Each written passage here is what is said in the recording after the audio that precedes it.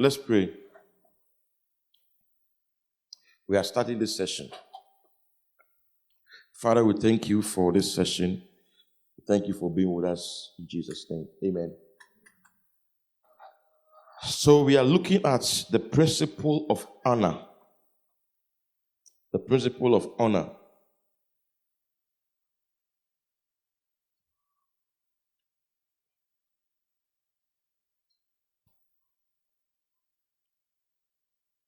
Okay.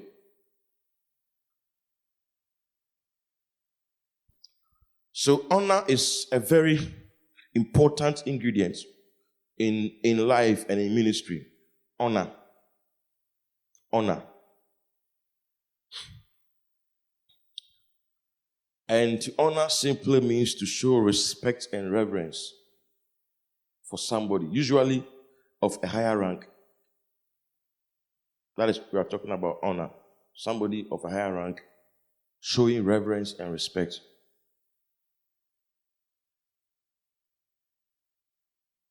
So we can talk of honoring God.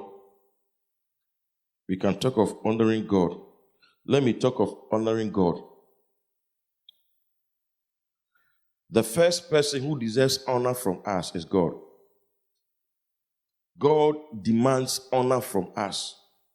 In Malachi 1:17, he says, if I'm your father, where is my honor? He said, if I'm your father, then where is my honor? Which means that he was demanding honor from the people of Israel, and he demands honor also from us. That's Malachi 3:17. Then 1 Samuel 2:30.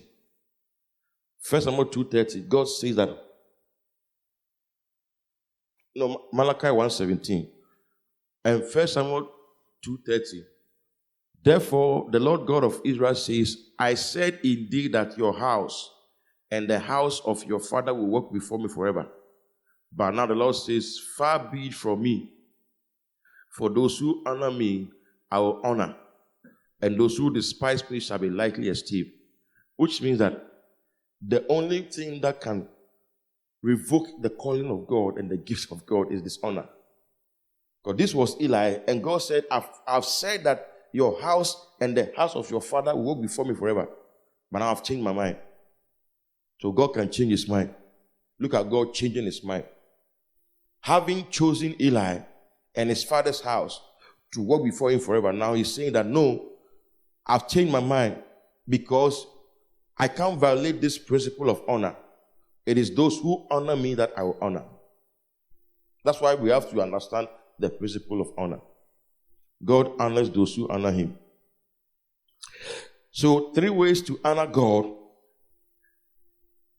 We must honor God with our bodies. The Lord does care about how we use the body.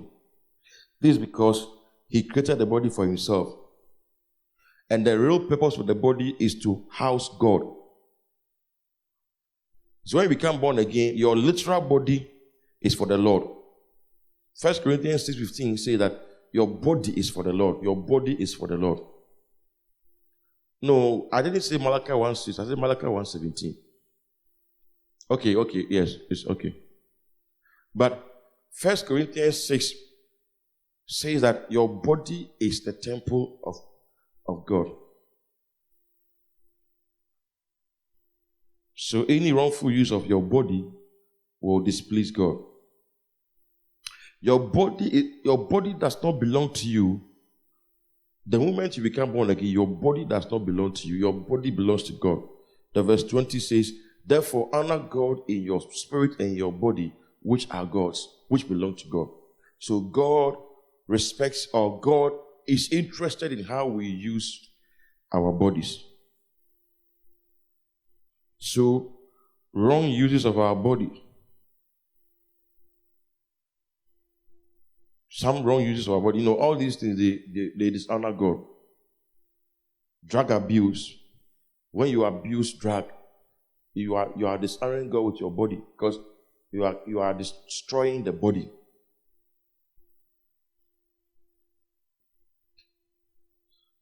Alcoholism and all that. Tattoo. See, tattoo. It's not good. Yes. It's not good. It even has an effect on the body. Yes, they've seen that tattoo has an effect on the body, negative effect on the body. So it's not good to tattoo your body. Why do you tattoo your body? You know, some of these things, people who don't know what they are looking for in this world, that's what they do. Just draw certain things on your body. Oh.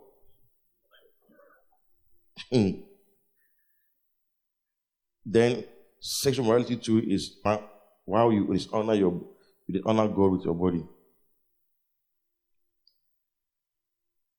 When you don't honor God in your body, you can lose it. You can die. Physically lose your body.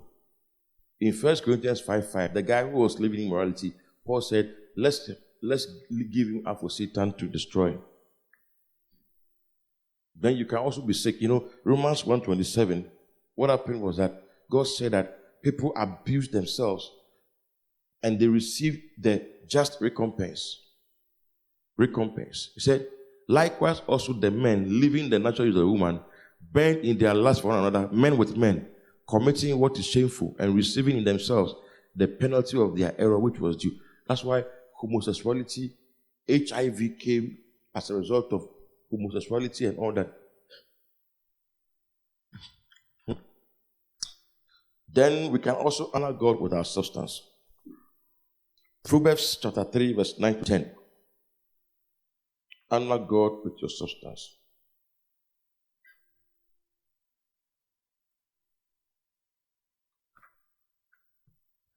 Honor the Lord with your possessions and with the first fruits of all your increase. Honor the Lord with your possessions and with the first fruit of all your increase. So honor God with your substance.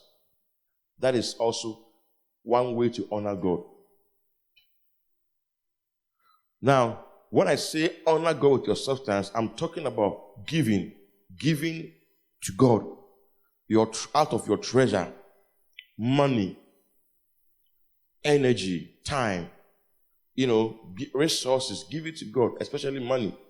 Not that God needs money, but then when you give in support of God's work, you have given to God because you are interested in His work. So your barns will be filled with plenty, and your vats will overflow with new wine. That's the result. So when you honor God with your substance, your barns will be filled with plenty, and your vats will overflow with new wine. That's what will happen when we honor God. When we pay tithe, you know what it means? We are honoring God with our first and best, acknowledging that all that we have came from Him. When Abraham was returning from the battle, he paid tithe on the spoils of war, acknowledging that it was God who gave him the victory. Now, he paid the tithe on the things that he got through the war. And he was saying that these things that I got, I did not get them through my strength and my battle skills, but it was God who gave me victory. So he took a tenth of it and said, I'm going to honor God with it. So the tenth is to honor God. Those who don't pay tithe, they are proud. You know why? Because they don't think that it is God who helped them to get the money. It's just a way of saying that this is you helped me to get it, so I'm just taking this portion to honor you with it. So if you don't pay tithe, you are proud. Very, very proud. So there are different kinds of giving to God, different kinds of giving to God. But I think I've just decided to give to touch on one or two. Giving to God must be according to God's instruction.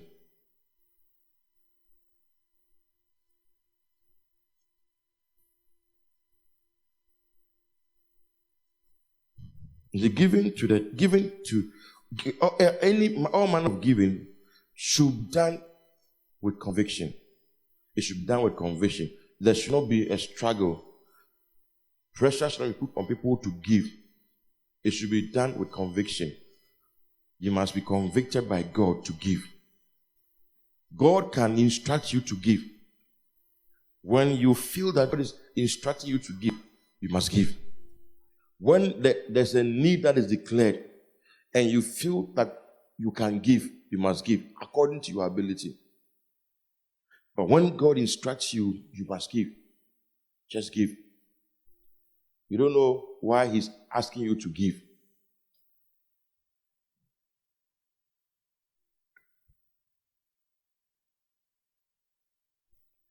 Whenever God asks you to give something, you always remember that the power of God, the provision of God, the providence of God, they are packaged in the instructions of God. So when God instructs you to give, it's not that God wants to take from you. It's just a window He's creating for you to enter into His power, His provision, His providence. So that's why the giving must be by conviction. Must give. You see, now tithe, people have started talking about tithe, that tithe is not, we are not under the law and all that. Now, I know that God is not going to curse you if you don't pay tithe. No. He's not going to curse you. That one does not apply to us. But you will also be blessed if you pay tithe. You'll be blessed because it's part of giving. So, if tithing is not in the New Testament, let's go to the New Testament kind of giving. How did they give in the early church? When the revival came, they sold lands and sold their houses and brought all the money and put the money at the apostles' feet. So, if you don't want to tithe, you can also take that option. Is that not fair? But because that's New Testament giving. Sell your houses and your lands and bring the money. Then don't tithe. That one is no problem. The people were able to do that because they had been practicing giving. You see, these were Jewish people who had been brought up in Judaism. You know, Barnabas and all those. They were Jewish people who have been brought up in Judaism. Judaism was full of mandatory and compulsory taxes and tithes and offerings. To the extent that anything that you were doing, you have to attach an offering. Even when you give birth and you are coming to, dedicate, you have to. There's an offering that you bring. Turtle dove or a lamb. If you are poor, then you bring a turtle dove. That's what Mary brought. That's why we said that Mary was poor. Jesus' mother, that's what she brought. Anything that you do, they said, add an offering. That's how God trained them. So when the revival came, they had progressed, they had been released to give. And so they just gave in abundance. So don't just sit down and say that, there's no tithe in the New Testament. And so go practice the New Testament one.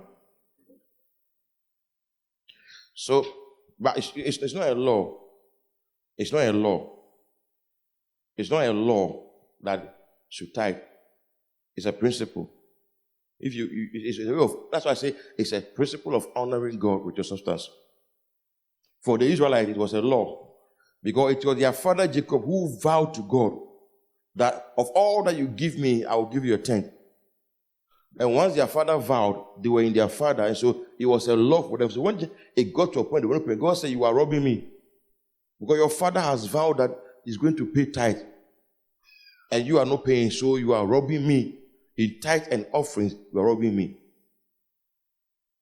But for us, giving should be done free willingly.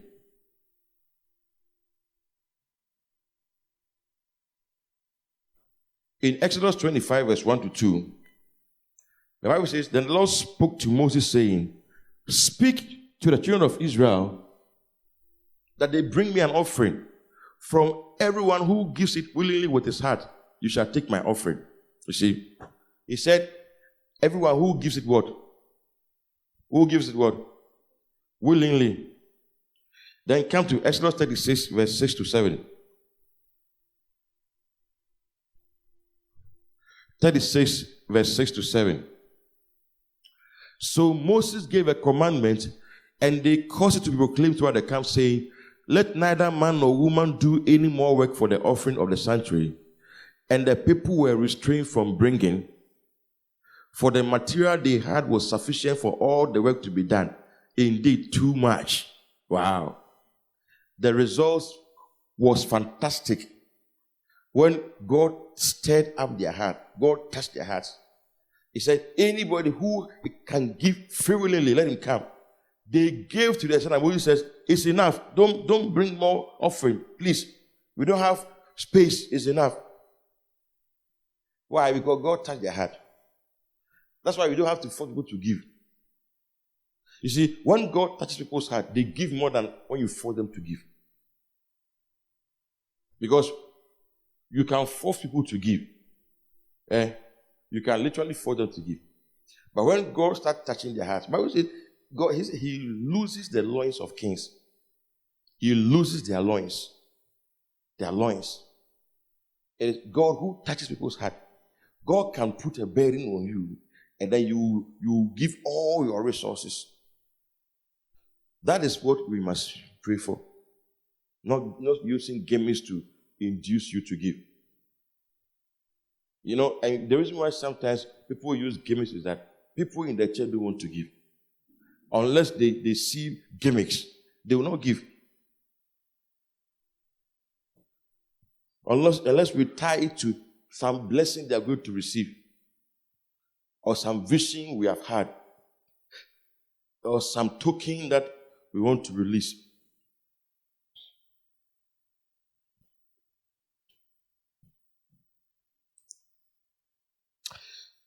Giving to God is always related to the house of God. The house of God does not mean a church building. The house of God simply means the work of God. The work of God.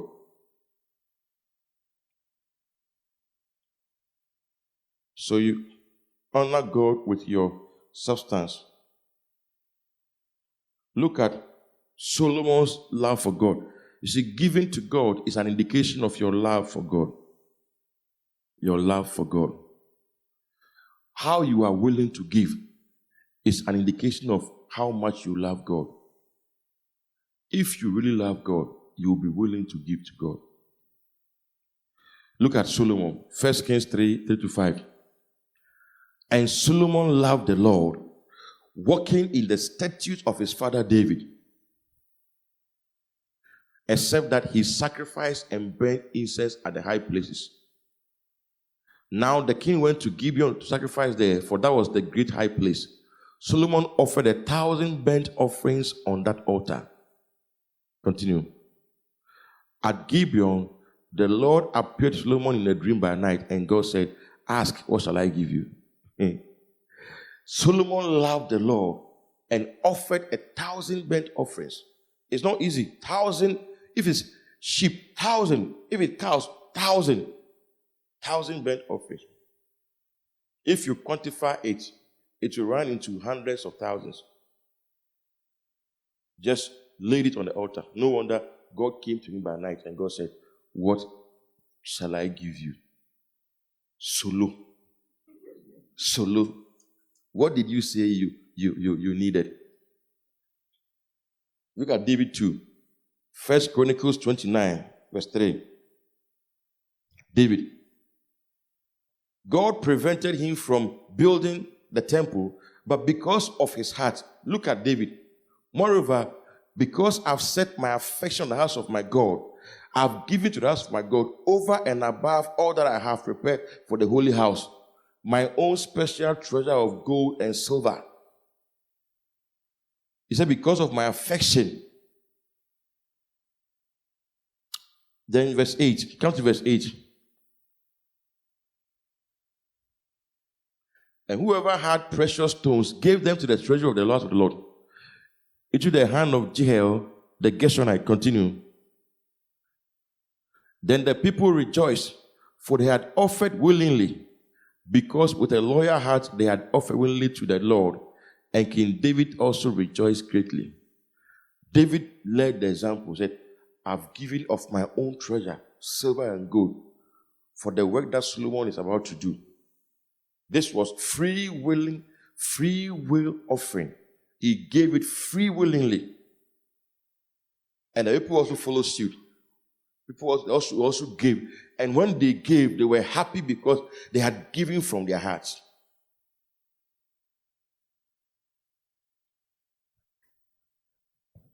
If your mind is that, I'm forgiving you, I'll give when I get money. God knows my heart. You are lying. According to Luke 16:11, you are lying. According to Luke 16, verse 11, you are lying. Therefore, if you have not been faithful in the unrighteous mammon, who will commit your trust the true riches? Continue. If you have not been faithful in what is another man's, who will give you what is your own? Continue. Okay. No, okay, then come to verse 11. Verse 10. Verse 10. He who is faithful in what is least is faithful also in much. Who is unjust in what is least is unjust also in much. So according to this scripture, you are wrong. When you say, God knows my heart. When I get money, I'll really give. No. God wants to see you. Now that you don't have money, how are you willing to give? When God says give, you give.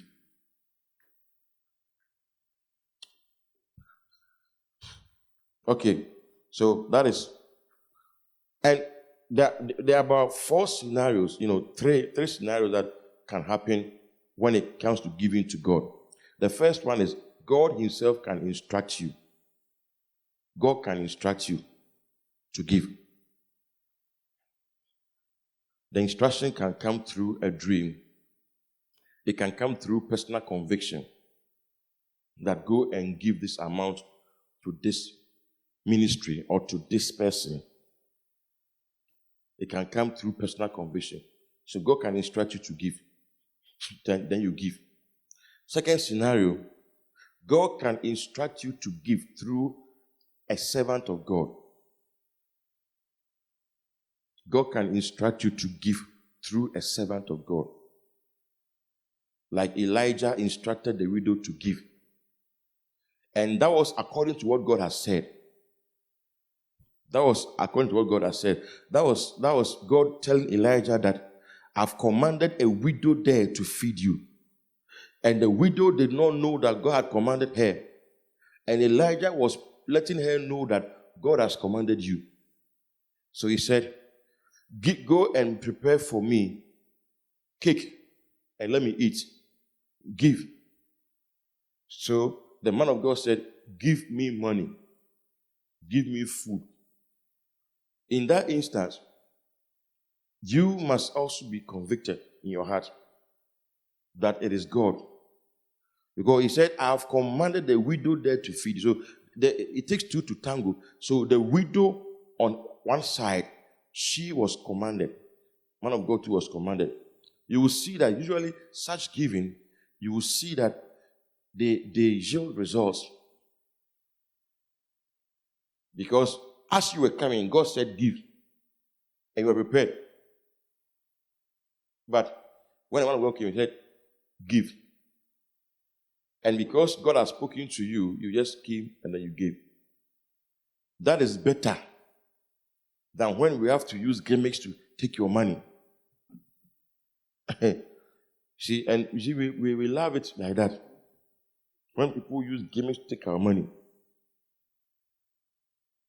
Yes.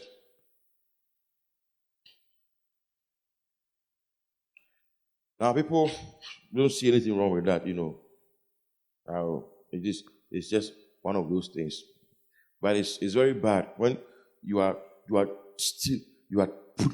taking money from people's pockets, literally. Playing with their faith and love for God. Because you have seen that people love God. You just use anything to take money from them. Then also, second scenario, you can give out of love for the work that somebody is doing. That one is not like you have seen a dream. You just want to bless the person because you love the work he or she is doing. Like we're talking about somebody who is preaching in the bars. There was a woman who used to do dawn broadcast. Every time I would go for work, she'll be doing dawn broadcast. The one that I decided that I will surprise her. So I just called her and I just said that I think you need a megaphone so that you can really preach the word, because anytime I pass by, I see that you are shouting and all that. So I helped her. I bought the megaphone for her. I loved what she was doing, and I was just motivated to give, to support what she was doing. It was a Shunammite woman. She loved what Elisha was doing. He said, I perceive that this is a holy man of God. She told her husband, I perceive that this is a holy man of God. So let's prepare a small chamber in the upper room. Let's prepare the room, upper chamber, so that anytime he comes here, he will retire and then he will have a rest. And so anytime he came, as often as he passed by, he turned in with a servant. They ate and they relaxed. Because of the heart of the woman, God, through Elisha, blessed the woman. That's scenario number 2.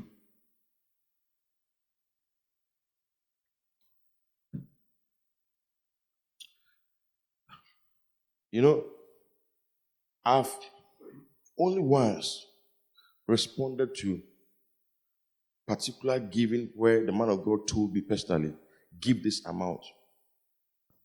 Only once. That was not in a group, in a meeting, one-on-one, where the man of God said, give this amount. It happened that I was convicted, and I trusted in his ministry and his integrity. And I knew that he was not just trying to take my money.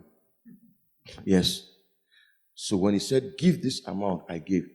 And it did something for me. It did something for me and my wife. Something for us. Because of that offering that I gave. So it can happen that way. Then also, the next scenario is when you give as a result of your obligation as a believer. When you come to church, you give offering. You give offering.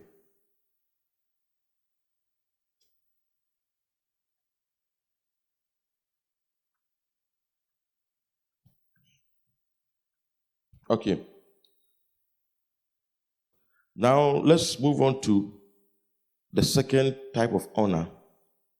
Honoring your father and mother.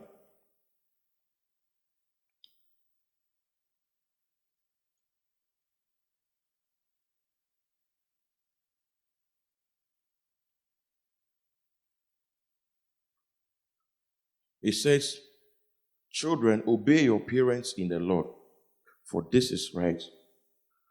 Honor your father and your mother, that you may live long, for this is the only promise, the only commandment with promise. Obey your parents in the Lord. Obey. You see, obedience is for when you are under somebody's control, you must obey. You are duty bound to obey. For as long as you are under your father's control, your mother's control, you must obey. So that's why when we were starting TMI, I said that if you go to church with your parents, go, don't come, unless they release you to come. If you go to church with your parents and your parents, like your parents, they don't want you to come, it's okay. If only you can convince them. But once you grow, you are on your own, you leave their authority, you are not bound to obey, but you must honor. You must honor them. You said, children, obey your parents, but honor your father and your mother. They clothe you, they feed you, they shelter you. You are supposed to obey them. The only exception is when it comes to, you see, when they are telling you to do something that is clearly against Scripture, that one, you must choose between your faith and your parents. When they are telling you to do something that is against Scripture,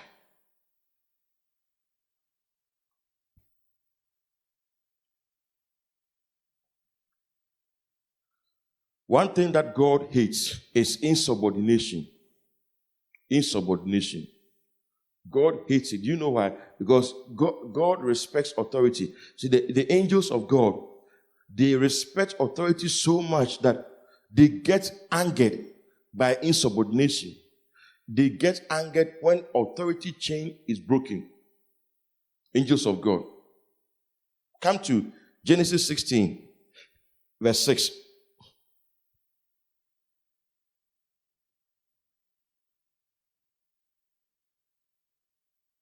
Verse 9, sorry. Verse 9. And the angel of the Lord said to her, return to your mistress and submit yourself under her hand. This was Hagar. Hagar was Sarah's maid. And because Sarah was not giving birth, Sarah gave her as a wife to Abraham for 10 years. And Hagar gave birth to Ishmael, and she began to despise Sarah. And Sarah dealt with her harshly, and she fled from the presence of Sarah, and she found herself in the wilderness. Then the angel of God said, go to verse 6, and let's take it from verse 6. So Abraham said to Sarai, indeed your maid is in your hand. Do to her as you please. And when Sarai dealt harshly with her, she fled from her presence. Now the angel of the Lord found her by a spring of water in the wilderness, by the spring on the way of Shur. And he said, Hagar, Sarai's maid, where have you come from? And where are you going? She said, I'm fleeing from the presence of my mistress Sarai. He said, return to your mistress and submit yourself under her hand. Continue. Then he said, I will multiply your descendant exceedingly so that you shall not be counted for multitude. He said, behold, you are a child, and you shall bear a son, shall call his name Ishmael, for the Lord has heard your affliction. You know, when she was fleeing from Sarah's presence, the angels still called her Hagar, Sarai's maid. So the fact that you have left Sarah's roof does not mean that you have left her hook. You have been left off her hook. Because she was still Sarah's maid, according to the angel of God. Why? Because legally she was Sarah's maid. So he said, go back and submit to your mistress. So, God doesn't want insubordination. You see, sometimes your parents might not understand certain things if they are not born again or they are not believers or something. They might not understand what you are going through, what is happening in your life, how God is dealing with you and all that. But it doesn't mean you should dishonor them. You should show respect to them. And sometimes you should try and explain things to them. Help them to understand. Pray for them. Pray for them and help them to understand what you are going through.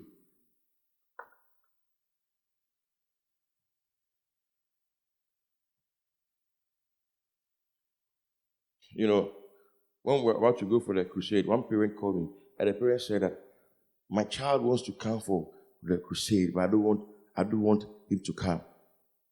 I said, oh, no problem. If you don't want him to come, no problem. Just let him stay at home. No problem. I didn't bother to explain things to her. I just said, no problem. Let him stay.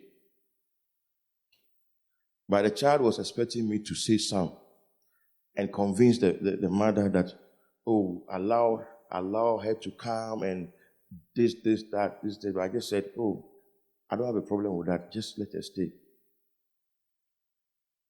If you don't want her to come, just let her stay.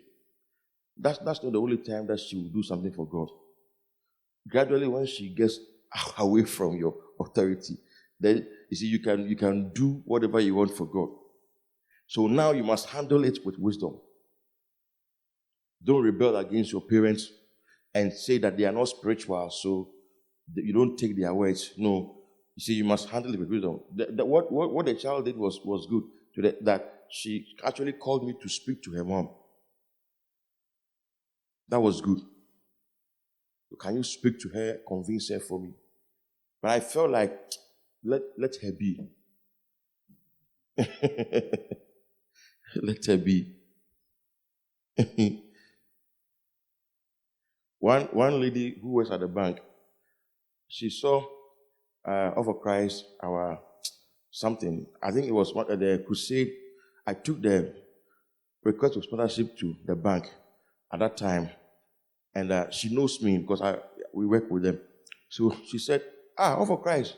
Oh, I've heard of Over Christ. Said my sister's daughter, whenever she vacates, she fights with the mother because of Over Christ. Because the mother says she will allow her to go for camp meeting, and they can fight and fight and fight till she gets her way. I said, I didn't know that you were the leader. I said, oh, yes. He said, oh, then from now, I'll tell the mother that, oh, your daughter is safe. Let her go. Sometimes they are acting out of concern, not out of hatred. It's out of concern. And thank God for some parents who also know and they also release their children to come for programs like this. But others who don't release them to, you can't blame them. Because today the world is dangerous. Especially when you have ladies as children. I mean, daughters. You have daughters. You see that you will be monitoring their movements just like something. You don't want them to be going for anywhere because now the world is dangerous.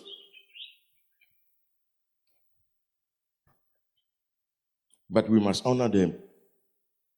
When you are not under them, you must honor them. Honor them. You don't have to take their words for granted. When you have even left their care, they are not feeding you, they are not clothing you, you are on your own. You are not obligated to. Your mother or father cannot tell you what time to sleep. When you have left the house, they can't tell you that you have to sleep at 10. No, like if when you are married, you are living with your husband, then your father calls you. Ajawada, Anna won't die. I mean, it's odd. You know that you are laughing. It's odd. He would even do that. When you are not married, you are under the authority of your father as a woman. When you marry, under the authority of your husband. It's a scriptural principle in Numbers 30. Numbers 30 from verse 1 to 15 is there.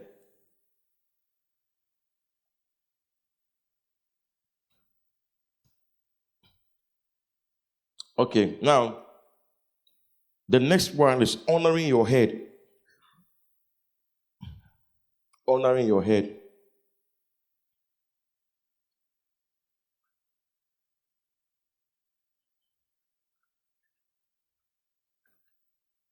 Honoring your head. When we say head, we are talking about authority. People who constitute leadership over us or headship over us. And there's a chain of authority, even in creation, that God instituted. All authority flows from God, according to Romans 13, verse 1. Said that there's no authority but of God. So God is the head of all authority. For there is no authority except from God. And the authorities that exist are appointed by God. So God is head of all authority. So all authority flows from God. Even from creation, how God made Adam a ruler over this earth. You could see that Adam was a ruler over the earth. But Adam was not a God to himself. Adam was under God. And he was ruling the earth. So there was a chain. There was a chain. For as long as Adam was under God, all creation submitted to him. It was a man under God's authority who was asked to subdue the earth. So the earth was instructed to obey a man under God's authority. When Adam left God's authority, everything rebelled. The whole earth rebelled. Because the earth was instructed to obey a man under God's authority. So that's why after Adam rebelled, that's when the sea started killing people with flood. That's where earthquakes started happening and claiming lives. That's when we had tsunamis and all that.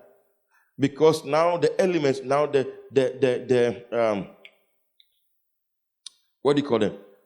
The creation itself was rebelling against man because man had rebelled against God. That is the chain of authority. When you leave God's authority, things that are supposed to respond to you, they also rebel against you. Yes. So when Jesus Christ came, the creation realized that another Adam has come. This time, this Adam is under God. He's the last Adam, so I must obey him. So the storm had to obey him. The fig tree had to obey him. Creation had to obey him. Why? He was the last Adam. But this time he was under God's authority.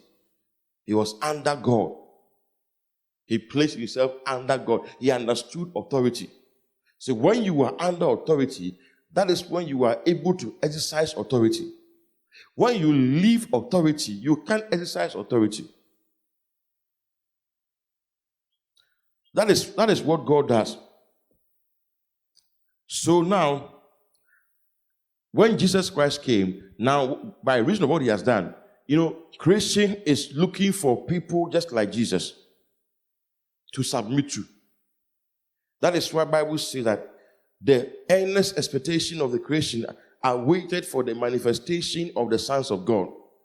When the sons of God manifest, creation will respond.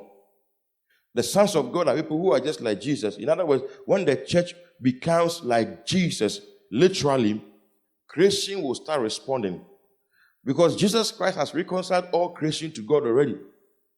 Now, everything has reconciled to God already. The problem is that they don't know, and we have to tell them. That's why he said, preach the gospel to all creature. That's why he said, when you can tell the creature that God has reconciled you to himself, so that he cannot harm you. David said, the sun shall not smite me by day, neither the moon by night. The sun shall not smite me by day, neither the moon by night. The sun shall not smite me by day, neither the moon by night. When the moon smites you by night, that's when you get mad. Mental problems come from the smiting of the moon. The lunar. You become a lunatic when the lunar strikes or smites you. Yes. So, we are supposed to proclaim the gospel to creation. Those who constitute headship, one of them is kings and rulers. Romans 13, 1-7 talks about honoring kings and rulers. Honoring kings and rulers. We are supposed to be law-abiding citizens. That's why it says we pay taxes as a way of showing our respect to those in authority. So that's why we pay tax. But we must pray for them so that they will not succumb to evil influence and pass laws that will make our worship of God difficult. Because that's the only place where we will not submit. Otherwise, we should submit to those in authority. So we should pray for them. In 1 Timothy 2:1, he said, first of all, thanksgiving, intercession, supplication should be made for kings and for all those in authority, that we may lead a quiet and peaceable life. It should be made for kings and all those in authority. It's very important. So that they will not be influenced by demons. You know that there are spirits behind every throne trying to influence the one who sits on the throne. Spirits behind the throne of the seat of presidency trying to influence the president to open up to demonic counsel. That's why we have to be praying for the president all the time. Sometimes you may sit down and criticize people in governments, but I tell you, there are forces that are fighting them all the time. Certain things they do, you wonder whether they know what they are doing. But there are forces fighting against them. And if we don't take care, we don't pray for them, the devil can push them to pass laws that will make Christianity suffer. Like, in Nigeria, how Buhari is handling this crisis. Now they started speaking, even when the poor is speaking. Then we have authority of employers.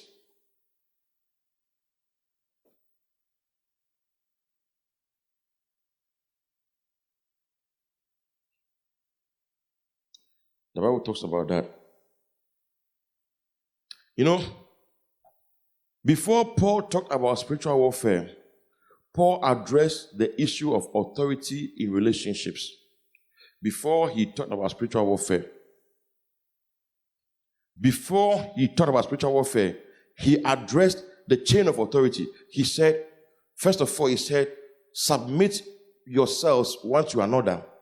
Then verse 22, Ephesians 5, wives, submit yourself to your husband. Husbands, love your wives, as Christ also loved the church and gave himself for her, so that he might wash her of the water by the word and present her to himself a glorious church without spot or wrinkle or any such thing.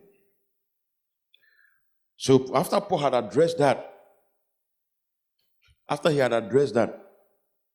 then the chapter 6, verse 10, he said, okay, then he went to chapter 6, verse 1. Children, obey your parents in the Lord. Honor your father and mother. Then he said, fathers should also not provoke their children to wrath, but they should bring them up in the admonition and fear of the Lord. He was ordering certain things right, because you can't just launch up into spiritual warfare when you have authority issues. It's suicidal. You must settle authority issues. You see, so that's why Paul addressed authority before he addressed spiritual warfare. What fathers must do for their children, what children must do to their parents, what husbands must do for their wives, what wife must do for their husband. All these things must be in place. Then you even address what employees should do for their employers, what employers should do for their employees. Before he talked about, finally, my brethren, be strong in the Lord, verse 10, and in the power of his might, put on the whole armor of God. Finally, my brethren, be strong. And before then he said, submit, love, obey, do not provoke. Serve well as an employee. As an employer, pay just and equal and fair wages. All these are spiritual warfare issues.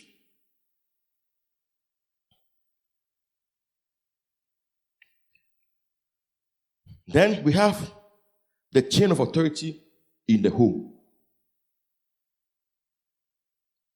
In the home.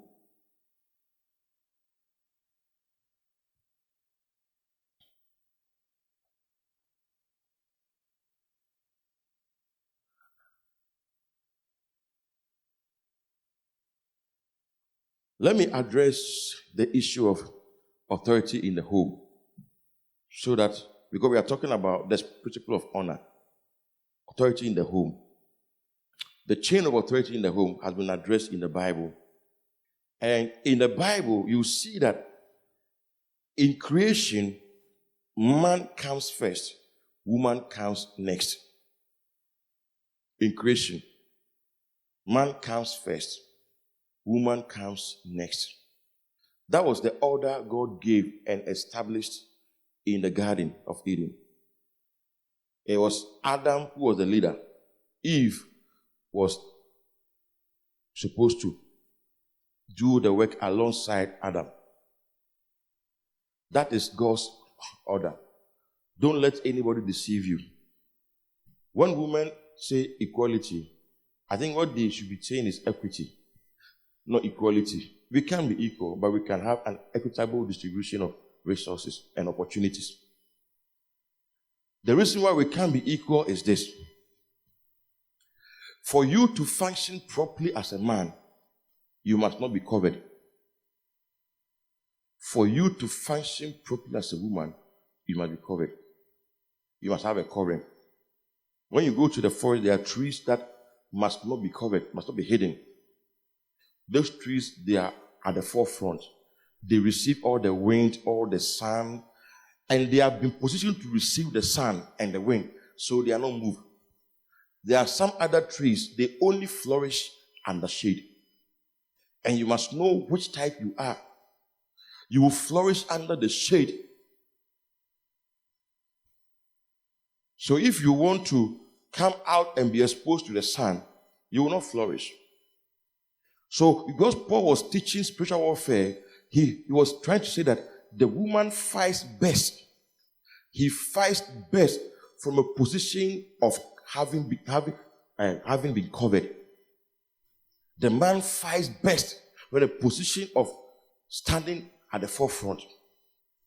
So if you're a man, you don't run away and let the woman come and stand at the gate. You stand at the gate. The woman is in the room. You are at the gate, fighting, receiving all the blows.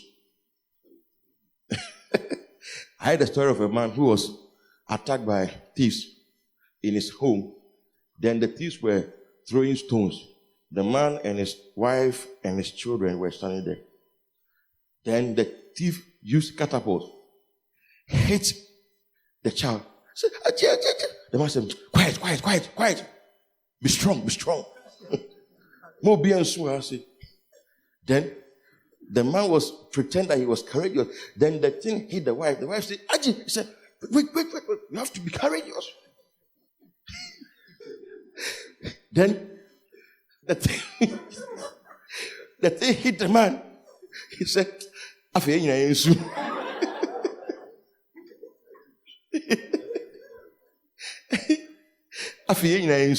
now let's all cry. But the man is always at the forefront. 1 Corinthians 11 verse 1 to 3. Paul was instituting order in the church. He said, imitate me as I imitate Christ. Now I praise you, brethren, that you remember me in all things and keep the tradition. Okay, go to 3. I want you to know that the head of every man is Christ. The head of the woman is man. The head of Christ is God. You see the chain of authority. God, Christ, man, woman, and maybe children. That's the chain of authority. When we say the head, you see, the head means authority. The head is for proper functioning. Headship means responsibility. Headship means covering, means protection. That's why God made men stronger than women, because we must protect them. So when the head abuses the body, he will use the strength to beat the woman instead of using it to protect the woman. Oh, that's good. This is good. But I just don't like the umbrella, but but it's okay. Well, because it's been like the husband is preventing the rain from. Okay, so Christ, husband, wife, and children. So the husband protects, leads, provide. Wife, comfort, teach, nurture. Children, love parents, obey parents. Wow, this is good. This is. I've seen it, I think on Facebook, but and I liked it, but I couldn't save it. So the man comes under Christ. The man under Christ. The woman must be under the man. That is the proper way that God instituted things. The head of the woman is her husband, not any man. He said, wives, obey your husbands, not every man. So you don't just go and say that, yeah, I'm a man, you are a woman, submit. No, she must submit to her husband.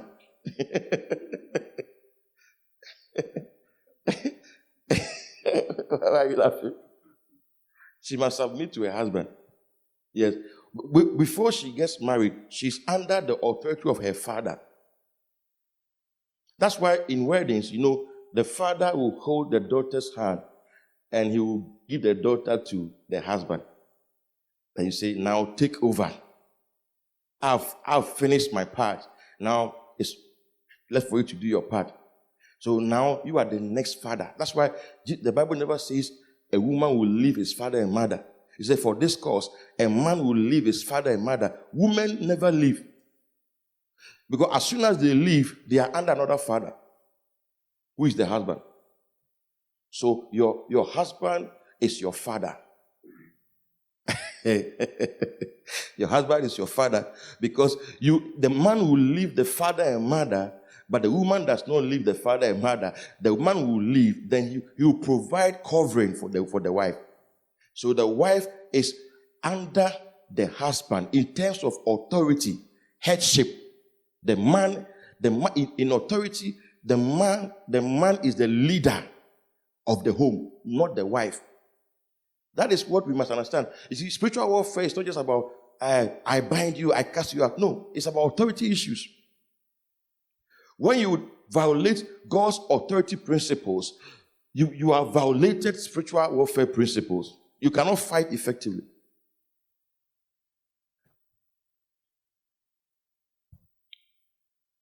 In the Bible, you see that the prophetess Miriam prophesied under the authority of Moses and Aaron. All those who God used in the Bible, the women, they ministered under the authority of a male figure. That's the principle in the Bible. I'm going to show you that. Come to Judges chapter 4.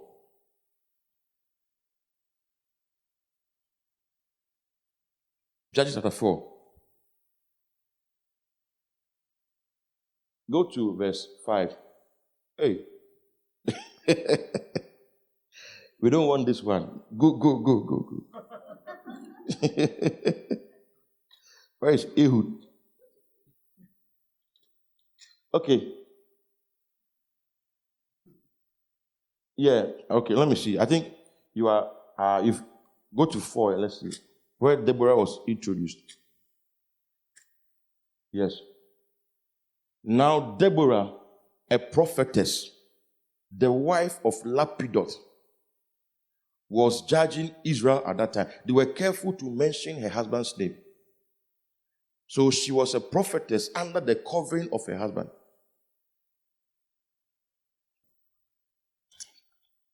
Deborah, a prophetess. Now you don't see maybe Ezekiel the prophet, the husband of so and so.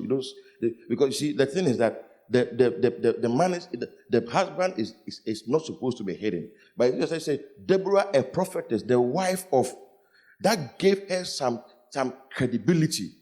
She said the wife of Lapidot. She ministered under the leadership and covering of Lapidot. Come to 2 Kings 22. 2 Kings 22. Hadla. You go to 22. I didn't get the verse, but go to 22. Okay. Let me get the verse for you. Where he talked about Hadla.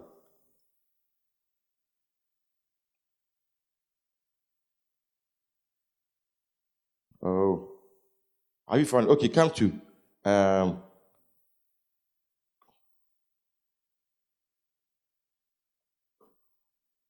Okay, look for it.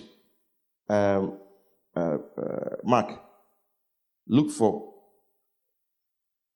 Huldla. That's the name. Then let's open to 2 Chronicles 34. Let me see. I didn't write the.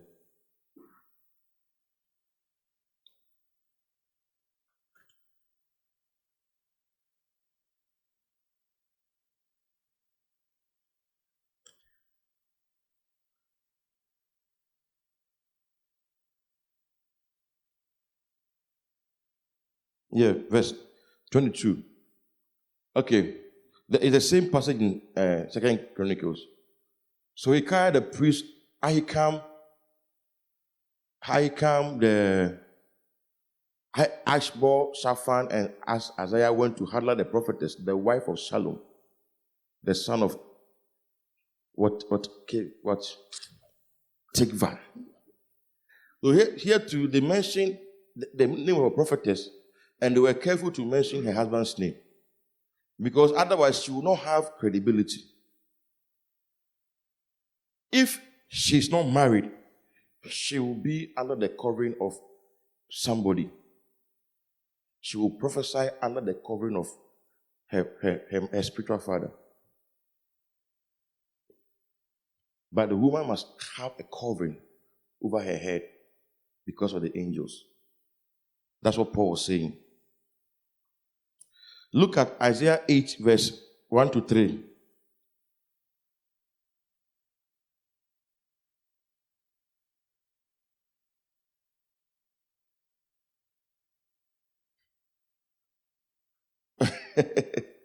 Moreover, the Lord said to me, take a large scroll and write on it with a man's pen concerning my husband. Continue. Good, and I would go to verse 8. Okay, then I went to the prophetess, as you can see. Isaiah's wife was also a prophetess. Yes. Isaiah's wife was also a prophetess. So she prophesied under the covering of her husband, Isaiah. That's the order in the Bible. So don't say that God has called me, so I don't need a man. I don't have to submit to my husband.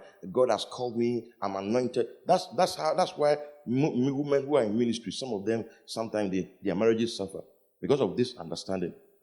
If you ask Joyce Player why he's enjoying the marriage, is because of this understanding. She respects her husband. She submits to her husband. The husband is her covering.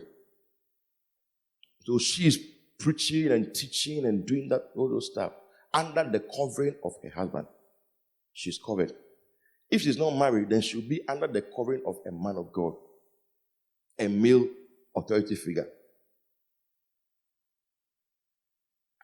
That's why Granta Bynum married, and it was because she had to submit to her husband.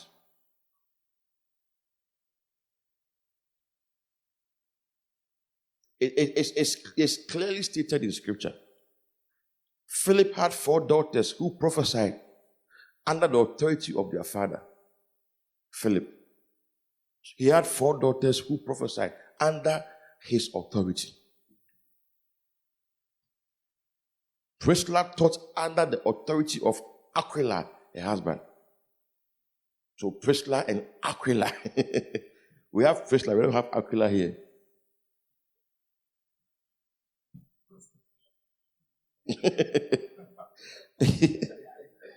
Aquila. It looks like Priscilla was the one who was doing more of the teaching. But don't forget that the Bible always mentions Priscilla and Aquila. Aquila was the husband. Yes, you thought Aquila was a what? Female friend. No. So you wanted to give your daughter the name Aquila. And Priscilla and Aquila were with him. Priscilla and Aquila were with him. Yes, this Aquila. You see, that Paul went and found a certain Jew born in Pontus who had recently come from Italy with his wife Priscilla. And the Jew was called Aquila. His wife was called Priscilla. But they usually say Priscilla and Aquila because it sounds nicer than Aquila and Priscilla. But Priscilla taught under the authority of Aquila, her husband. So the wife must be under the covering of the man, of the husband. And she must love the covering of the husband. See, one thing is that if you don't love to be covered, you can expose yourself to unnecessary attacks. The wife must love to be covered by the husband.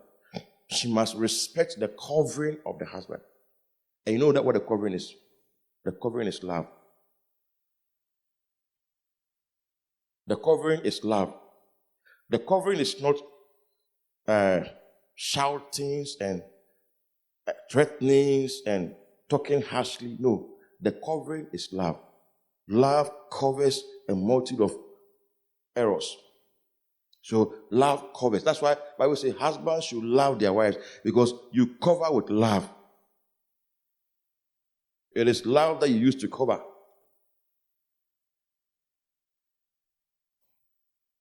His banner over us is love. He covers us with his love. So husbands cover their wives with love. So wives also submit to love. They submit to love. When you love your wife, she will submit to you. It works naturally. When the woman sees that you have her best interest at heart, she will naturally submit to you. And you don't have ulterior motives. You just want her to be okay. You know, I saw a saying on, I saw a joke on, he said that if you want your wife to be happy, give her money. If you want her to be very happy, give her more money.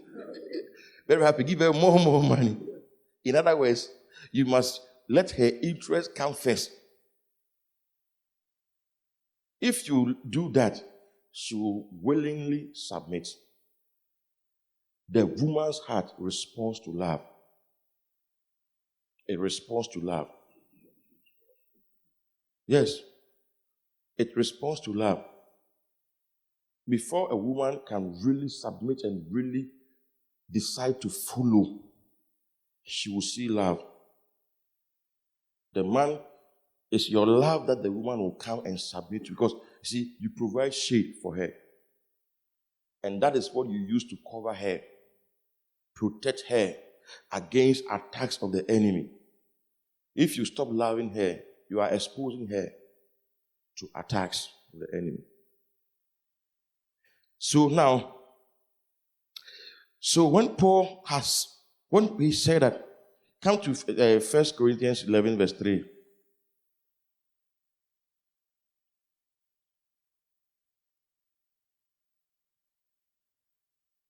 He was talking about honoring and dishonoring your head. And I want to explain certain things so that it will be clear in our minds. But I want you to know that the head of every man is Christ. The head of a woman is the man. The head of Christ is God, generally. Okay, continue. Every man praying or prophesying, having his head covered, dishonors his head. But every woman who prays or prophesies with her head uncovered dishonors her head. For that is one and the same as if her head was shaved. But if a woman is not covered, let her also be shorn. But it is shameful for a woman to shorn or shaved, let her be covered. Continue. For a man indeed ought not to cover his head, since he is the image and glory of God. But the woman is the glory of man. For man is not from woman, but woman from man. That's why they say Paul didn't like women. It's not like that too. Nor was man created for woman, but woman for the man. For this reason, the woman ought to have a symbol of authority on her head because of the angels. Nevertheless, neither man is independent of woman, nor woman is independent of man in the Lord. See, he balances it. For as woman came from man, even so, man also comes through woman. But all things are from God. Judge among yourselves. Is it proper for a woman to pray to God with her head uncovered? Does not even nature itself teach you that if a man has long hair, it's a dishonor to him? Does not even nature teach you? I'm looking for those with long hair here. Continue. But if a woman has long hair, it is a glory to her, for her hair is given to her for a covering. And if anyone seems to be contentious, we have no such custom, nor do the churches of God. Okay, so now Paul is saying that he's talking about the covering of the woman. You see, what he was talking about is a cultural issue. A cultural issue in a sense that in those days, when you married as a woman, you were married as a woman, you wore a veil. A veil. And in fact, this veil Paul is talking about is not a scarf. Not the ones that they wear and they pull some of the hair here. Matricky God and all that. This was a veil that will cover your whole head. You know, like these ninjas. I saw one such ninja at traffic light. Yes, black ninja covered all over. Then only the eyes. They were having Miss Saudi Arabia. All the ladies, they had covered all and their eyes. You're just ninjas. How can you choose Miss Saudi Arabia when you are just seeing the eyes?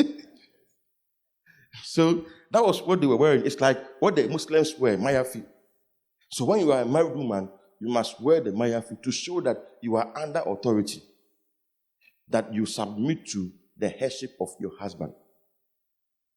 So Paul was saying that if you are with your husband in the congregation, according to their custom or their tradition in that city, if you are your husband in the congregation, and you are not wearing the symbol of authority, you are dishonoring your husband. The husband is dead. You are not giving respect to him. It's like a woman who is married or a man who is married. You don't wear your ring. If you don't wear your ring, you are trying to say you don't respect the marriage covenant. Unless you have a problem with the ring. I know some people, when they wear, it affects their skin. But apart from that, why don't you wear the ring? So it's like you have been wedded, you are properly married. Then you are not having a symbol of authority. You know, this one is only one. But when you are a woman, you have two.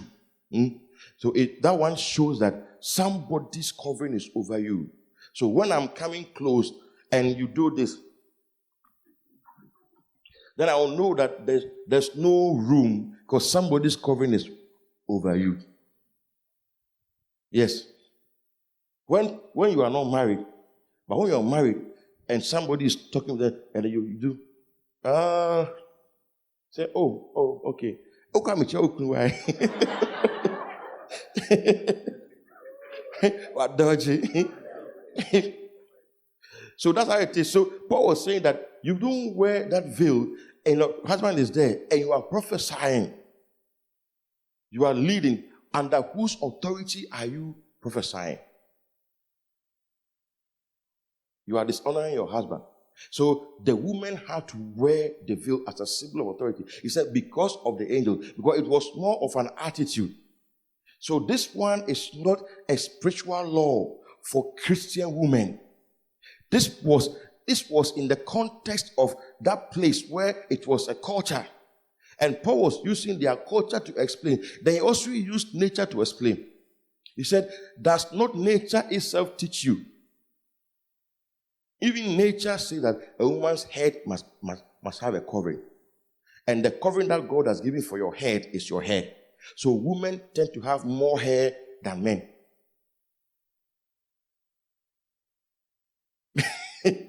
Somebody said that these days, when you go for spiritual warfare meetings and you are binding, he said when I forgot it. He said when you curse some ladies, somebody in China suffers. Somebody in Brazil, because it's a Brazilian hair that is on the head. So Paul was saying that even nature teaches us that men should not have long hair, but women must have hair to cover their head. He said, if not, then go get off all the hair from your head. And you don't see many women doing that, shaving all the hair from their head. At least, I know women who always want the hair to grow. Yes. Yes. They want the hair to grow. And they want the hair to be nice. That's why they spend more time on their hair, than their Bibles. Anyway, that's a joke. That's a joke. It's not true. It's not true. But you see, sometimes the hair they braid, they can do it in days. Yes. They will do it, they'll go and continue, then go and continue. They can spend like 2 days just braiding the hair, depending on the style. When we are preaching for 3 hours, you are saying you are tired. So you see that, like, for a man, the man will just get up and will just, sometimes you don't even brush their hair. They just get up and just move. But the woman must spend time and make sure that everything is well and well and well. They must make sure, because the hair of the woman is her glory. And the hair is the covering over the natural head. Yes. Your hair is your covering. A man with long hair is not nice. I mean, you are like Samson. They'll cut off your hair. That's why Samson was killed. He had long hair.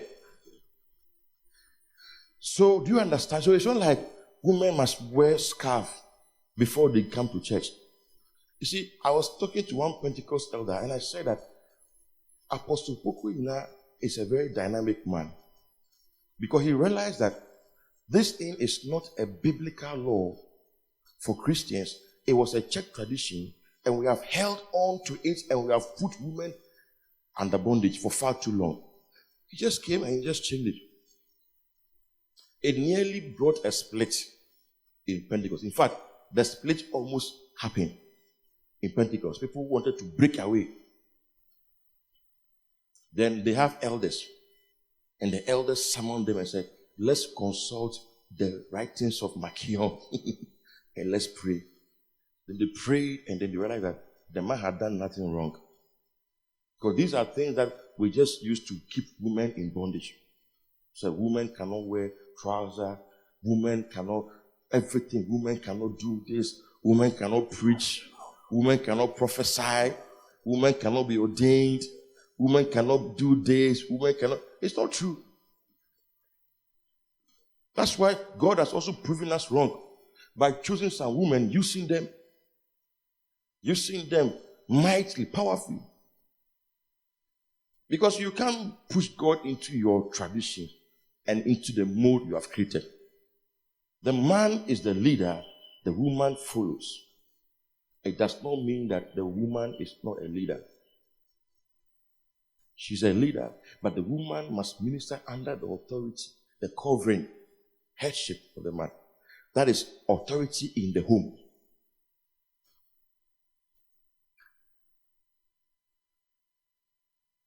Okay, so then we also have honoring spiritual heads or spiritual fathers or men of God, women of God. Okay, I'll end with this.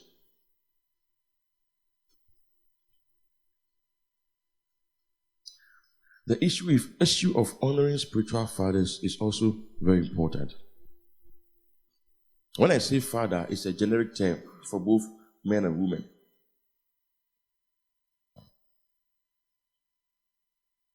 So how do we honor our spiritual fathers? Number one is obedience. Obedience to instructions is the first sign of honor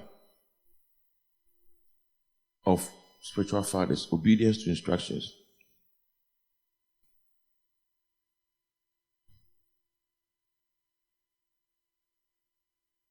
When Jesus obeyed as a son, he was showing honor to his father.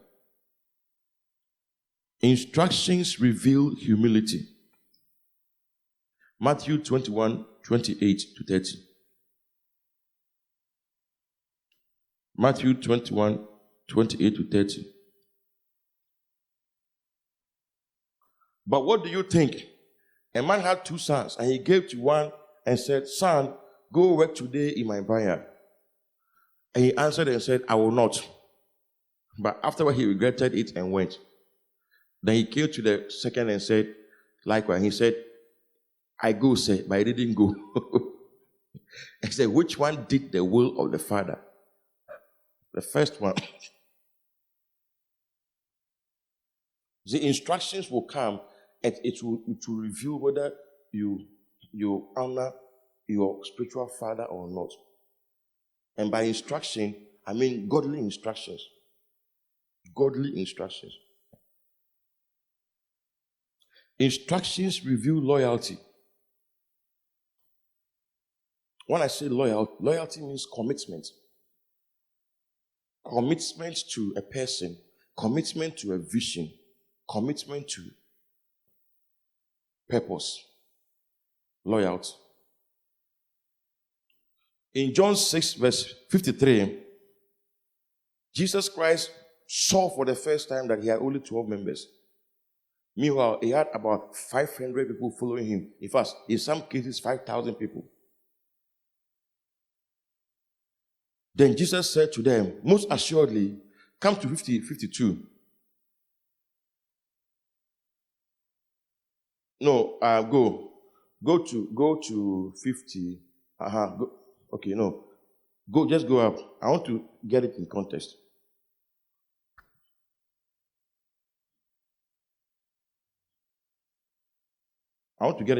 So I want to see where, here is, calm down. Let's take it from where he said, let's take it from the 53. 53. And Jesus said to them, "Most assuredly I say to you, unless you eat the flesh of the Son of Man and drink his blood, you have no life in you. Whoever eats my flesh and drinks my blood has eternal life, and I'll raise him up at the last day. For my flesh is food indeed, and my blood is drink indeed." Come to 66. 666 of John. The 6 years of ministry is this. From that time, many of the disciples went back and worked with him no more. That is 666 of ministry. When people leave you and they work with you no more. You know why they couldn't work with me anymore? Have you seen the 666? You see this? 666. The reason why they couldn't work with him was because of an instruction he gave. It revealed their loyalty. Continue. Then Jesus said to the 12, "Do you also want to go away?" So, for the first time, you realize that my real members are 12. I think he thought he had 500 members. 5,000. When he sees a multitude and they are he's preaching to them 3 days. They are with him for 3 days, and he's feeding them, preaching to them. He said, wow, the members, there are many. But when he gave an instruction, he read that he had only 12 members, the 12. And even that, he wanted to find out the 12, whether they were really committed. Look at what he said. After this one, Peter said something. Continue. But Simon Peter answered him, Lord, to whom shall we go? You have the words of eternal life. Continue. Look at what Jesus said. As we have come to believe and know that you are the Messiah, the Son of the living God. Okay. Jesus answered and said, did I not choose you, the 12, and one of you is a devil?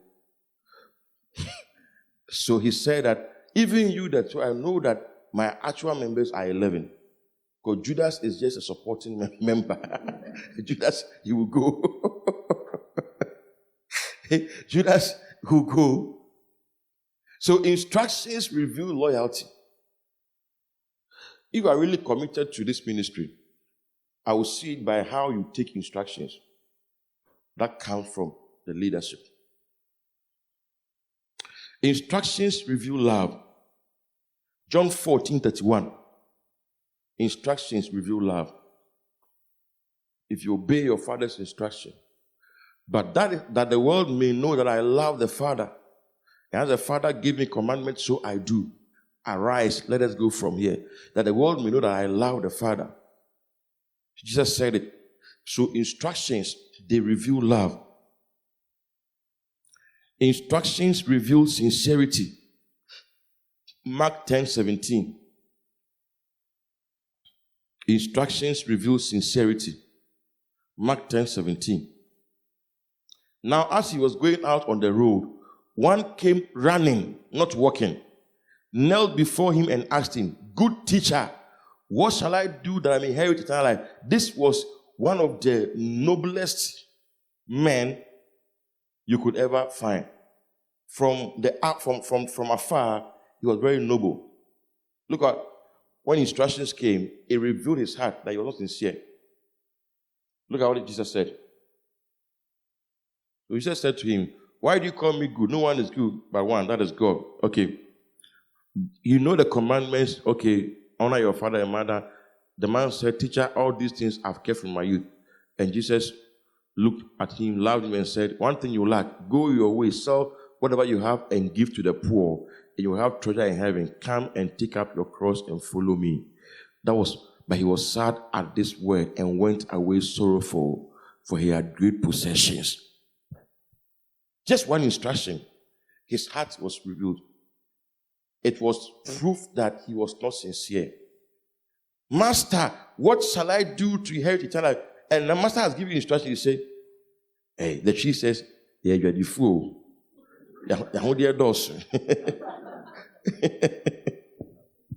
You are telling me to sell all my possession.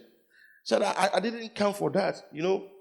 So instructions will reveal your sincerity. Whether you are sincere or not, give instructions. Like I said yesterday, that instructions will reveal whether like I said, put this handkerchief here. The way you respond will let me know what you are, whether you are obedient or you are not obedient. This one I told my daughter, Krista, I said, Krista, delayed obedience is disobedience. Said, go and put on your dress. Then she came back, not dressed. I said, delayed obedience is disobedience.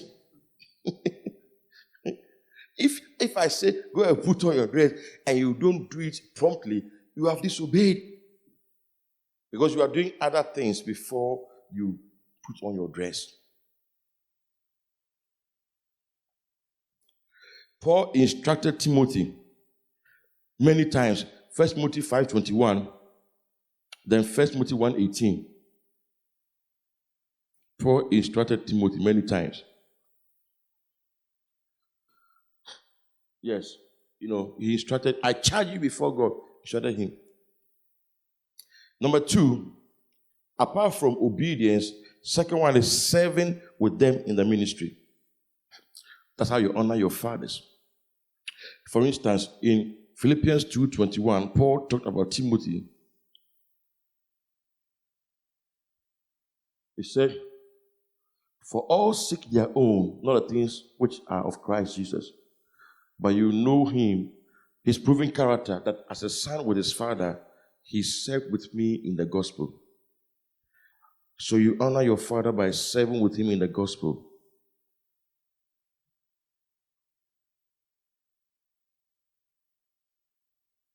Serving with your father can mean, serving with him in the gospel can mean attending to them on ministry engagements, assignments.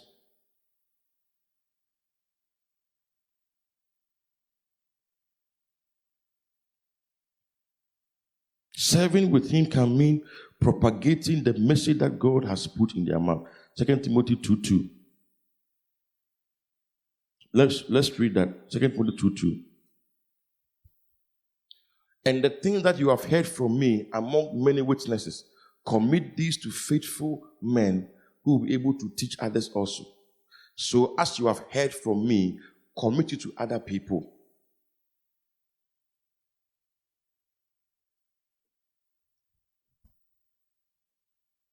You see, when I look at my social media platform, the Facebook, I see that there are some people, they always share my posts. They always.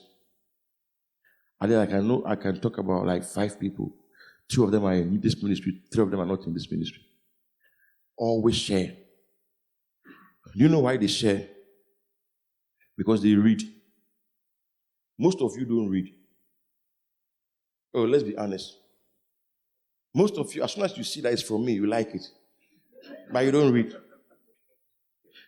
Because once I put something lengthy on the social media, as soon as I put it there, somebody like say, this person is supernatural. How was he able to read this whole thing in less than 1 minute? The person didn't read, but he just liked it. That's good, but you must read it, and then you must share. He said, commit this to faithful men who will be able to teach others also. Share the videos. You must share them. Share the messages. Let people get to know. You have many friends. Me, I think I have 5,000 friends. Now I can't take on friends anymore with my Facebook account. I can't take friends anymore. So recently I deleted like 10 friends. Because I saw some friend requests I had to accept. So I deleted 10 friends who I didn't know them. I just deleted them. Then I accepted these. So I have 5 more that I have to accept. After that, I can't accept any more friends. So my friend list is fixed, 5,000. You can't go beyond 5,000. But so you can share with your friend. You may have 5,000 people. When you share, they also get it. Then the thing is spreading. It's not just a matter of just liking. You must share. The recent quick word video now has about 800 and something views. 800 and something views. So if all of you were to be sharing, you will see all your friends will watch. People love the 800. The first one, Jehovah Jireh, it had about 3,000 views. 3,000 people watched it. The first one I did, when I said Jehovah Jireh is not the name of God, when people saw the topic, they wanted to hear what I was going to say. And they listened. So share. It means sharing their messages. It means promoting their books and their messages.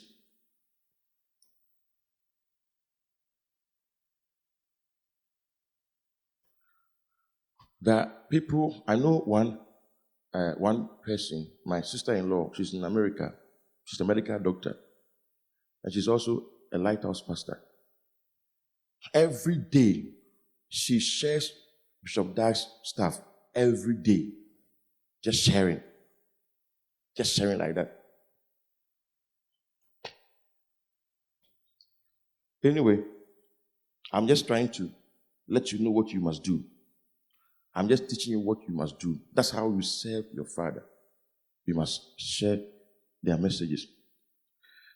Then also, serving with them also means carrying out errands for them.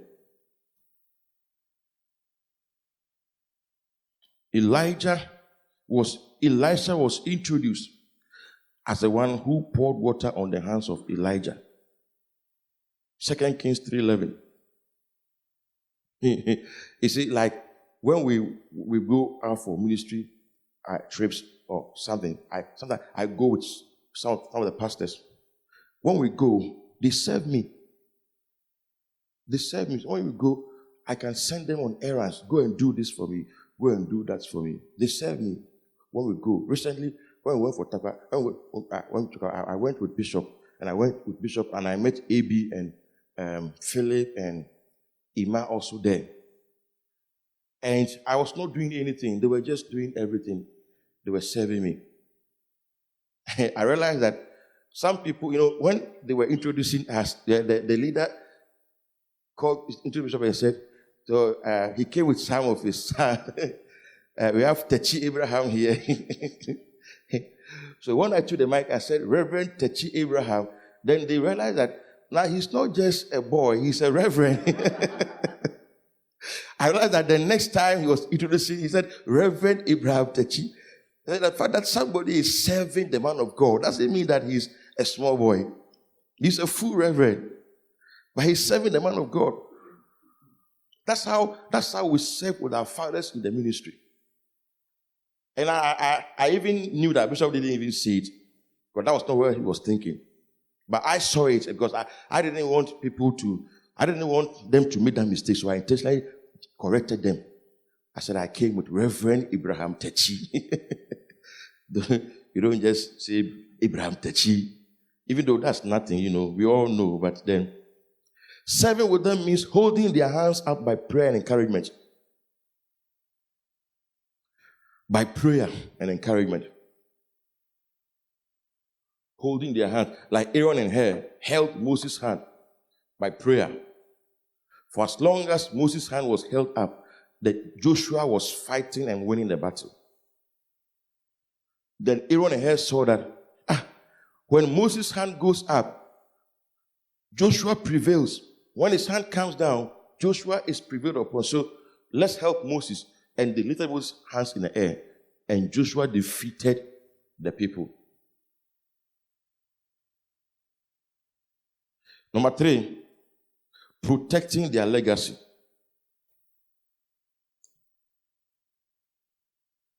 You see, the genuine sign of serving your father is when you are desirous to protect his legacy. It's not when you are waiting for him to leave the scene and do your own.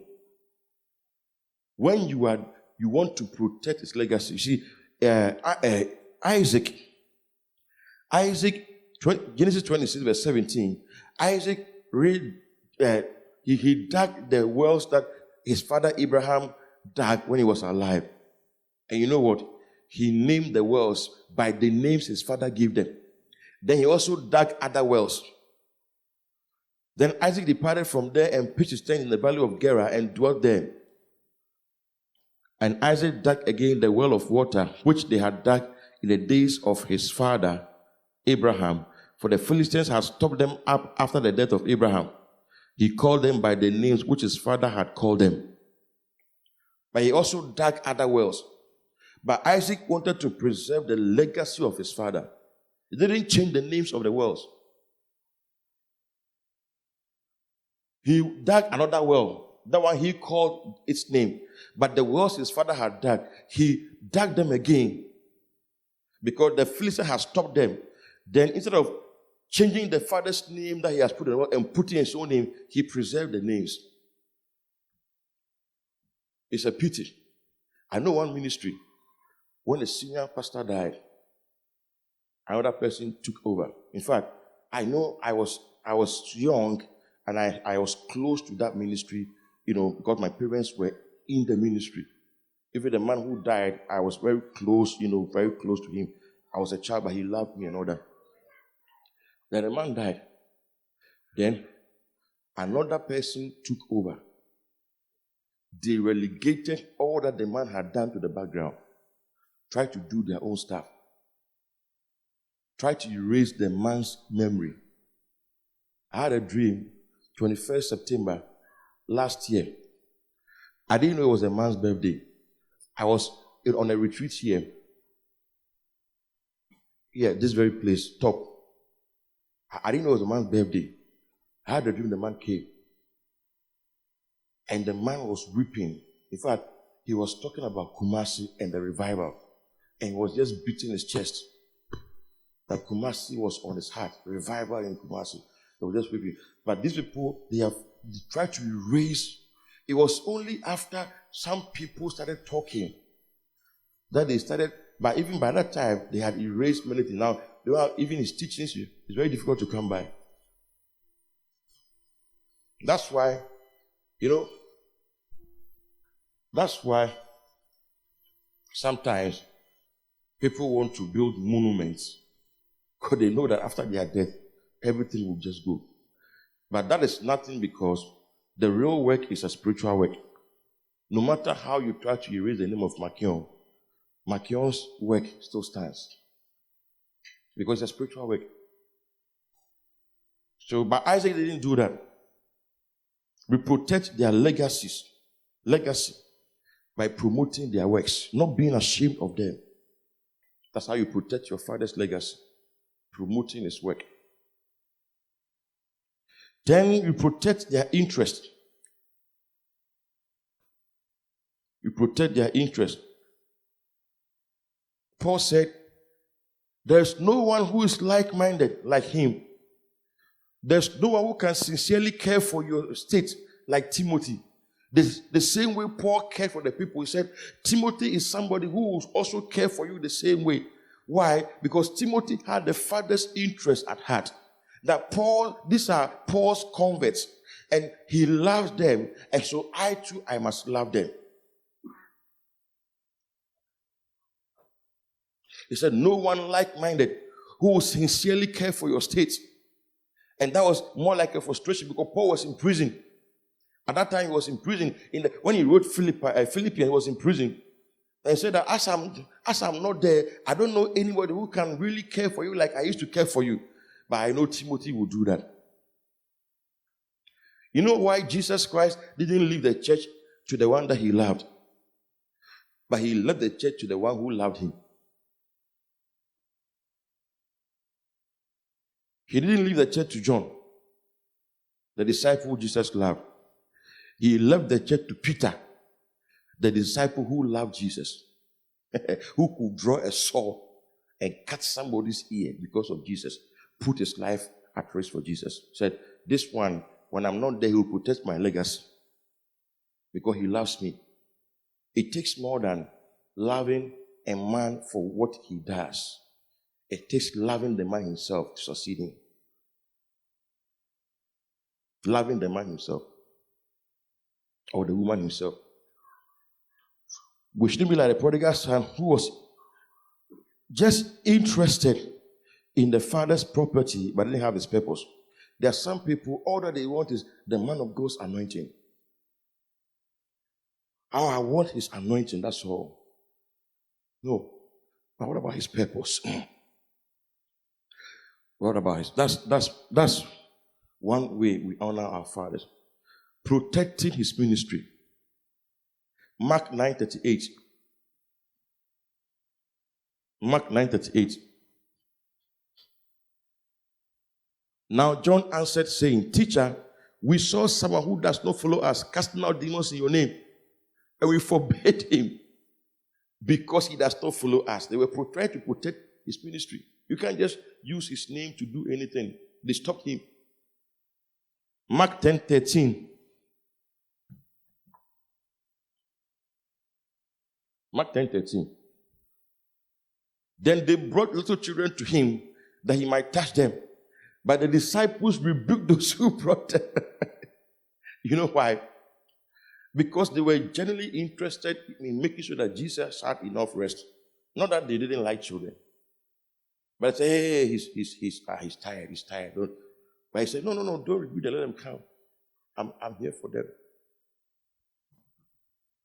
John said that we saw somebody casting out demons in your name, and we forbade him because he's not one of us. Or maybe you see somebody abusing your father, or maybe saying something that is negative about your father. See, maybe somebody is saying something. You cannot even say, oh, no. You can't. All that you say is, I have seven. You know what it means? It means that you are endorsing what the person is saying. If you come to me, you tell me that somebody says you are this, you are that, I will ask you, and what did you say? I'll be more interested in what you say than what the person said. Do you understand? You say, oh, Foster says that you are this, you are that, and you are not a good friend. I said, so what did you tell Foster? What did you say to him in response? Did you say, oh, Foster, don't say that. It's not like that. Or you said, I said, go into me, can you say?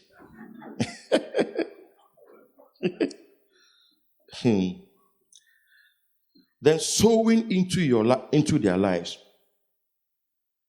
Sowing prayer, sowing money, sowing service, sowing many things into their life.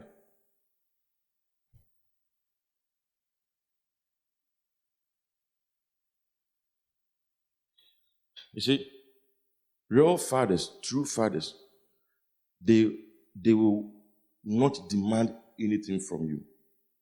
It's not because they don't need anything, but because they are fathers. Do you know why? Because the father must provide for the children, not the children for the fathers. In 2 Corinthians 12:14. So everybody who has been made a father, real father, he will not be interested in what is yours. He said, now for the third time I'm ready to come to you, and I will not be burdensome to you. For I do not seek yours, but you. For the children ought not to lay out for the parents, but the parents for the children. But then, we honor our fathers by sowing also into their lives. When you sow into your father's life, anything from your heart, it activates the principle of honor. And then you receive blessing. It provokes blessing. Philippians 4:15, Paul said, not that I seek a gift from you, but I want fruit that may abound to your account. Philippians 4:15. He said, now you Philippians know also that in the beginning of the gospel, when I departed from Macedonia, no church shared with me concerning giving and receiving, but you only. Continue. For even, you sent once and again from my needs. Okay, continue. Yes, not that I seek the gift, but I seek the fruit that abounds to your account. So Paul also blessed them. My God shall supply all your need according to his riches in glory. He blessed them. It was automatic. It provoked.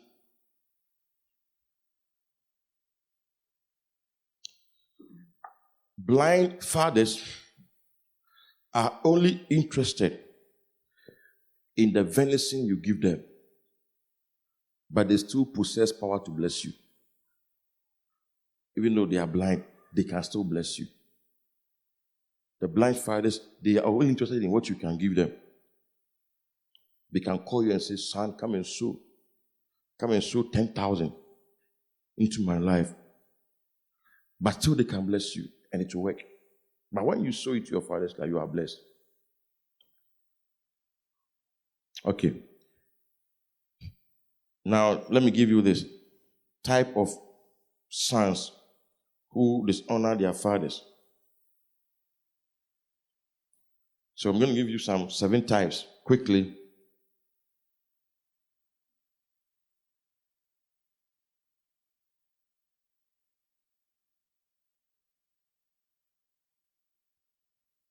The Ham type. Ham saw his father's nakedness, and then he was interested in publicizing his father's nakedness. Said he went and called Jephthah and Shem, and he said, "Come and see something. I've seen something. Come and watch." So Noah was drunk in his tent, and he was naked. So, okay, the question is, what were you doing in your father's tent in the first place? He was naked, not in somebody's tent, in his own tent. Then you go and take a picture and you start spreading the nakedness. The Gehazi type of son, they lie, cheat, steal in the name of their father. You know something? Elijah said, "As surely as God lives, I will not accept it." Gehazi said, "As surely as God lives, I will go after this Syrian Naaman and accept, and I will take the goods." They all use "as surely as God lives." One to reject, one to accept that which is forbidden. But if you covet Naaman's goods and you take Naaman's money, you also take his leprosy. Yes. If you take Naaman's money, you take Naaman's leprosy. It's not all money that you must take. Okay. The Absalom type of son, they undermine the father's authority. They think they can do better on the throne. You know what they do? Absalom, he went to stand by the entrance of the king's court. That if anybody came from the king's court, he will approach the person and say, if the person wants to bow, he said, "Oh, don't bow. Stand up." I don't like that too. I don't like people bowing to me. Because in those days, they bow before the king. Then he said, what was your matter? I said, "I went to your father." He said, You see, if I were the king, I would do this, do that, portraying that he was a better king than David. That's how he stole their hearts. That is the Absalom type of son. They portray that they can do better than the father on the throne. That's how they win people's heart. We have the prodigal son type. They take a journey into a far country. A far country.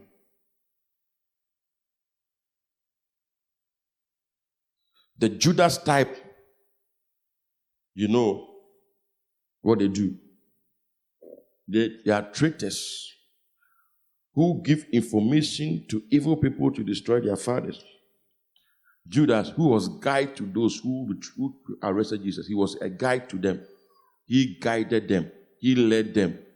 He knew where Jesus was, and he knew his program. He said, at this time, he may be at the Garden of Gethsemane, but I heard him saying that from Upper Room, we are going to Gethsemane so we can catch him there. Then he gave out the secret to the father's enemies to use against him.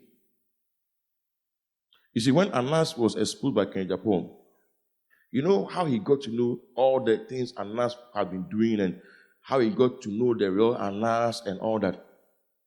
You know how he got to know that? Annas' right-hand man, who had been sacked from Annas' company, was the one who gave all the information. So the information was authentic. It was the real Annas he showed, including, videos of what they did in secret and all that. He had all. Yes. He was a Judas type of employee. The Demas type, they forsake you in times of need. You know, there are some people who only come around you when you have something to give them. There are others who forsake you when you are in need. When you can't give anything, they forsake you. I have some people, some pastor friends who were like that.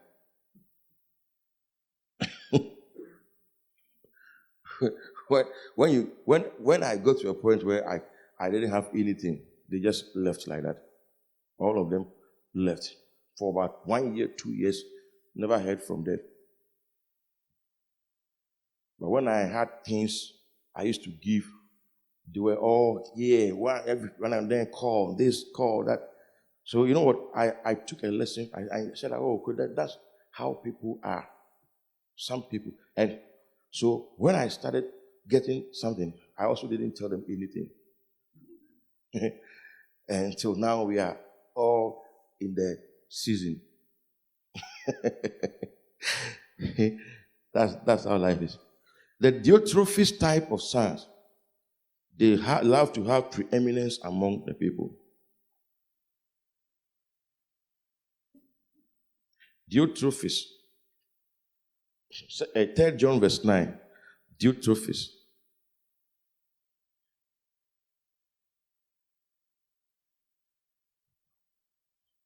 So, the last thing is we must draw a line between honor and worship. Because the fact that we must honor fathers does not mean that we should worship fathers. Honor has different colors, depending on the culture. In fact, there are some cultures, when you see an elderly person, you have to go down. That's some cultures.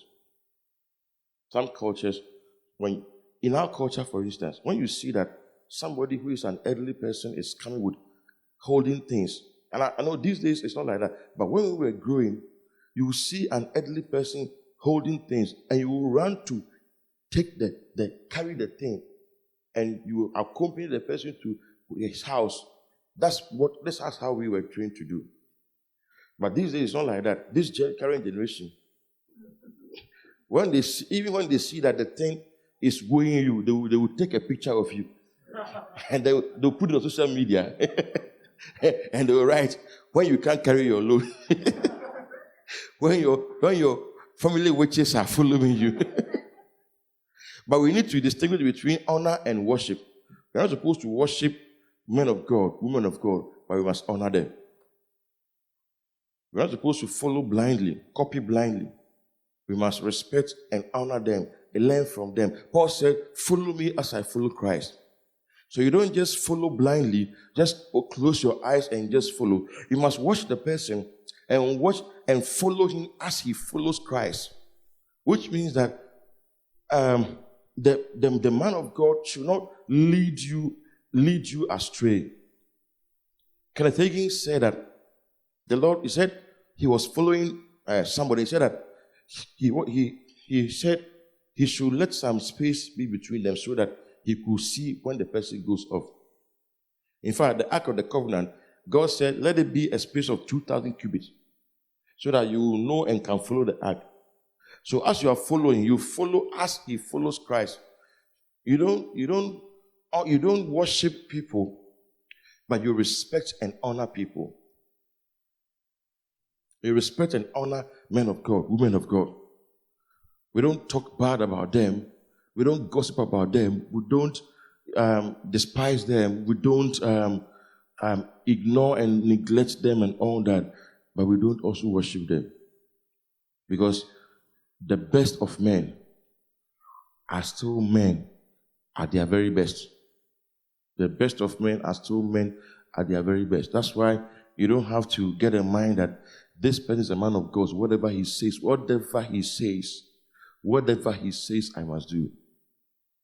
Even if the thing is clearly wrong, I must do it. No, that's wrong. That's not loyalty. That's not honor. That is slavery, and that is worship. We don't have to worship a human being. Paul said that we don't submit to some people for even 1 hour. Galatians 2:5. He said, well, there are some people we do not even yield submission even for an hour. Galatians 2:5. He said, we did not submit to some people even for 1 hour. Why? Because we saw that they were not messengers of Christ. That's why you don't have to be afraid. For even an hour, they didn't yield submission to them. That was Paul. Even 1 hour. There are some people that you don't have to submit to them for even 1 hour. Otherwise, they will lead you into occultism. By the time you realize you are in it, you can't come out. If you want to come out, you must offer sacrifices. So you are locked. That's why when I'll talk about familiar spirits in the course of the series I'm teaching at church the spiritual warfare. I think tomorrow I'll start talking about demons. Then I'll talk about certain spirits. One of them is familiar spirit. When you meet a person operating in familiar spirit, and he speaks into your life and tries to predict your future, you must not let him go. You must then and then counteract what he says. Otherwise, the prophecy he speaks into your future will come to pass. Because they will see you and they will just tell you something about something bad about your future. You must then and then say, I refuse it. I cancel it in Jesus' name. Otherwise, that prophecy you allow, because you see, a prophecy, it takes two people to bring prophecy to pass. See, when the prophet speaks, it doesn't mean it will come to pass. It takes you, your belief in the prophecy, and how you received it. Yes. So when he speaks, and you realize that this one, he's trying to predict my future using familiar spirits, then you must not use submission even for 1 hour. Otherwise, you compromise on your future. I want us to break here. It's 5:10. We'll come at 7. So you have, please, can I get some water to drink? You have 2 hours to stretch and then come back. When we come back, I'm going to let you ask questions about the ministry. I'm going to get time to answer your questions about the ministry, about our beliefs, our structure, our aims, our objectives, our purpose, whatever you want to know, because you are leaders, you must know more about the ministry. So I will give time for that. Father, we thank you for this session. Help us, O God, to imbibe the principle of honor in Jesus' name. Amen.